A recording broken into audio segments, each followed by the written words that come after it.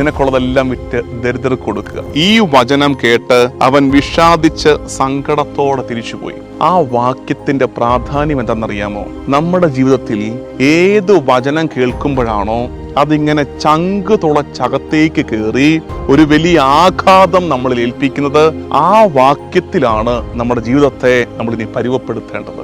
ഈ തഴുകി തലോടി പോകുന്ന, സുഖപ്പെടുത്തുന്ന മന്ദമാരുതനെ പോലെ ഒഴുകി കടന്നു പോകുന്ന വചനങ്ങളിലും അത്തരം സന്ദേശങ്ങളിലും സുഖം കണ്ടെത്തുന്നവരായി തീർന്നു പോകാതെ, ഇതുപോലെ നമ്മുടെ ചങ്കുലച്ച് കളയുന്ന, നമ്മളെ പിടിച്ചു കുലുക്കുന്ന വചനങ്ങളുണ്ട്.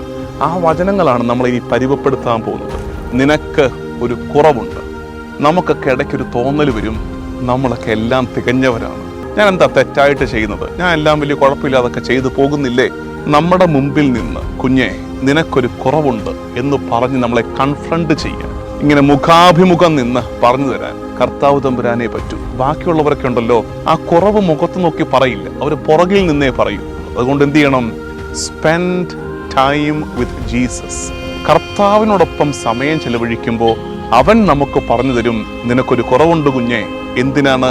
ആ കുറവ് പരിഹരിച്ചാലാണ്, ആ കുറവ് നീ മാറ്റിയെടുത്താലാണ് സ്വർഗപ്രവേശം സാധ്യമാകുന്നത്. അതുകൊണ്ട് കർത്താവിനോട് എപ്പോഴും പ്രാർത്ഥിക്കണം, കർത്താവേ, നിത്യതയെ അവകാശമാക്കാൻ ഒരുപാട് നല്ല കാര്യം ഒരു വശത്ത് ഞാൻ ചെയ്യുമ്പോഴും നിനക്കറിയാം ഇനിയും എന്തോ ഒരു കുറവുണ്ട് എൻ്റെ ജീവിതത്തിൽ, അതെന്താണെന്ന് പറഞ്ഞു തരണേ എന്ന് തന്നെ പ്രാർത്ഥിക്കുക.